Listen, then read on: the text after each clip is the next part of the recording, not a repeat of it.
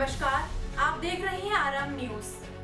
सच का पहला कदम। आज हम बात करेंगे एक ऐसे खतरे के बारे में जो न सिर्फ हमारी जिंदगी को प्रभावित करता है बल्कि हमारे पर्यावरण के लिए भी विनाशकारी साबित हो सकता है। Nuclear radiation. जब भी परमाणु विस्फोट होते हैं उसके बाद वातावरण में जो रेडिएशन फैलता है वह सिर्फ उस इलाके तक सीमित नहीं रहता बल्कि ये कई हजार किलोमीटर तक फैल सकता है और इसका असर किसी भी देश की अर्थव्यवस्था, सेहत और पर्यावरण पर हो सकती है। आखिरकार हम इस खतरनाक रेडिएशन से कैसे बच सकते हैं? न्यूक्लियर रेडिएशन वह ऊर्जा है जो परमाणु विखंडन या परमाणु संलयन के दौरान निकलती है। ये रेडिएशन गामा किरणें, एक्सरे, अल्फा और बीटा किरणों के रूप में होती है जो शरीर के लिए बेहद खतरनाक होती है। अगर इसे सही तरीके से नियंत्रण में नहीं किया गया तो यह हमारे डीएनए को भी नुकसान पहुंचा सकती है और कैंसर जैसी बीमारियों को निमंत्रण दे सकती है। आप सोचते होंगे कि ये रेडिएशन सिर्फ उस क्षेत्र में फैलती है जहां परमाणु परीक्षण हुआ है, लेकिन सच्चाई तो ये है कि ये हवा और पानी के जरिए दूर दूर तक फैल सकती है।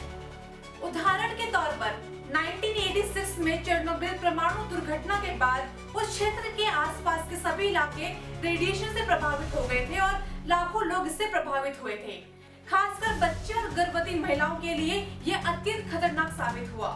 जैसे जैसे दुनिया में परमाणु परीक्षण होते गए वैसे वैसे रेडिएशन भी फैलता गया।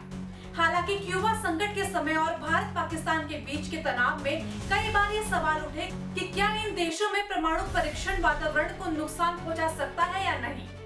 आपको जानकर हैरानी होगी कि कुछ परमाणु परीक्षणों के बाद रेडिएशन पृथ्वी के वायुमंडल में घुलकर पृथ्वी के चक्कर लगाना शुरू कर देता है। लेकिन सवाल ये उठता है कि क्या हम न्यूक्लियर रेडिएशन से बच सकते हैं या नहीं। वैज्ञानिकों ने इसके प्रभाव को कम करने के लिए कई उपाय भी सुझाए हैं, जैसे कि सीमेंट के बंकर और विशेष सुरक्षा आवरण रेडिएशन को शरीर तक पहुंचने से रोक सकते हैं।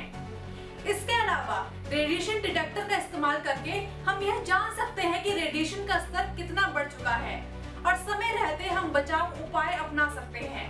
न्यूक्लियर रेडिएशन सिर्फ उस क्षेत्र तक सीमित नहीं रहता जहां विस्फोट हुआ हो, इसका ग्लोबल प्रभाव भी हो सकता है।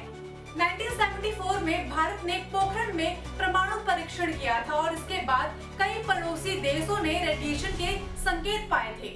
अगर कोई और परीक्षण हुआ तो क्या इसका असर पूरे एशिया और यूरोप में पड़ेगा? न्यूक्लियर रेडिएशन का खतरा बड़ा है, लेकिन इससे निपटने के लिए हमारी तैयारी और जागरूकता उतनी ही महत्वपूर्ण है। क्या आप समझते हैं कि आने वाले समय में इस खतरे का सामना कैसे किया जा सकता है?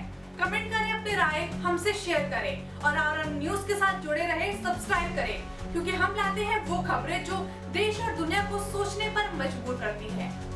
आराम न्यूज, सच का पहला कदम। धन्यवाद।